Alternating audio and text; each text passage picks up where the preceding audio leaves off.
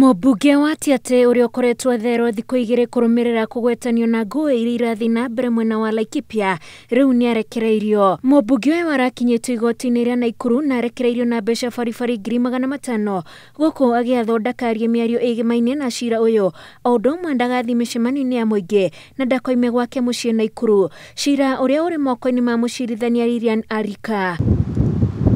Hau kabere maobitha a DCI nĩ maroretie igoti maheo thikũ 14 mũmbunge ũyũ ndakambe kũrekererio nĩguo makorwo matabania ũthuthuria wao.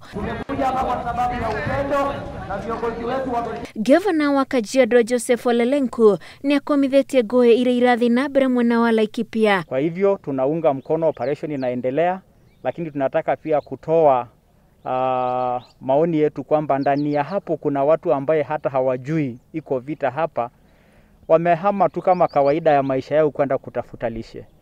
Hatuna hofu kwamba serikali itaweza kutofautisha hao, lakini tunataka kusema kama jamii tumeonyesha nia njema, tumeaccommodate watu wengi kwa sehemu zetu.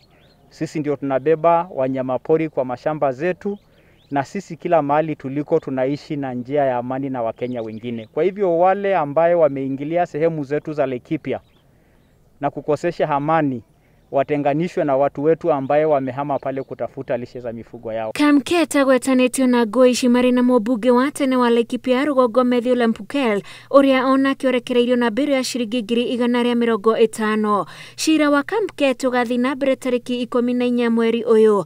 Ngĩribotera Inooro TV, njĩtagwo Wanjikũ wa Kimani.